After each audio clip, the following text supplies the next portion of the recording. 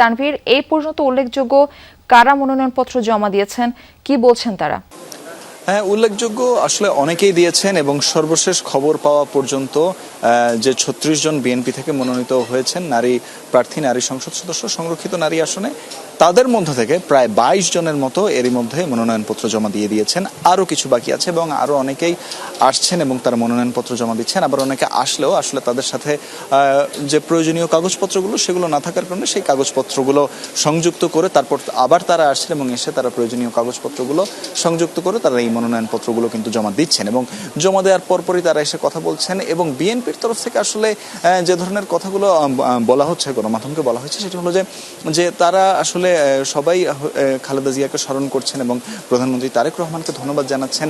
একই সাথে এই যে প্রত্যেকেই আসলে নিজ নিজ অবস্থান থেকে আসলে তাদের দলে তাদের যে অবদান ছিল সেটি যেরকম বলেছেন, ঠিক তেমনি আসলে তারা বলেছেন যে বিগত ১৭ বছর যে ত্যাগ তিতিক্ষা মধ্য দিয়ে তারা গিয়েছেন, তারপর আসলে একটি যে সংসদ নির্বাচনের পরে যে ত্রয়োদশ সংসদ, সেখানে আসলে দেশকে বিনির্মাণের জন্য আসলে বিএনপি যে পরিকল্পনা নিয়ে এগোচ্ছে, প্রধানমন্ত্রী যে পরিকল্পনা নিয়ে এগোচ্ছে, সে পরিকল্পনা নিয়েই তারা কাজ করতে চান এবং সিনিয়র নেত্রী যারা রয়েছেন তারা বলেছেন যে এবার যাদেরকে মনোনয়ন দেওয়া হয়েছে, মনোনীতদের ক্ষেত্রে আসলে এবার খুবই যৌক্তিক হয়েছে তালিকাটি এবং এখানে সবাইকে মিলে অর্থাৎ নবীন এবং প্রবীণদের একটি দুর্দান্ত সমন্বয় ঘটানো হয়েছে, এমনটিও তারা বলছেন।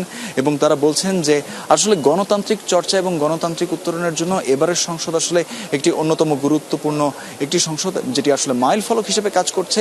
সেহেতু এই সংসদকে ঘিরেই আসলে তাদের যত চিন্তা ভাবনা এবং কিভাবে তারা আসলে জনগণের জন্য কাজ করবেন, দেশকে এগিয়ে নিয়ে যাবেন, সে বিষয়গুলোই কিন্তু বলছেন। মারফি। তানভীর, ধন্যবাদ যুক্ত হবার জন্য।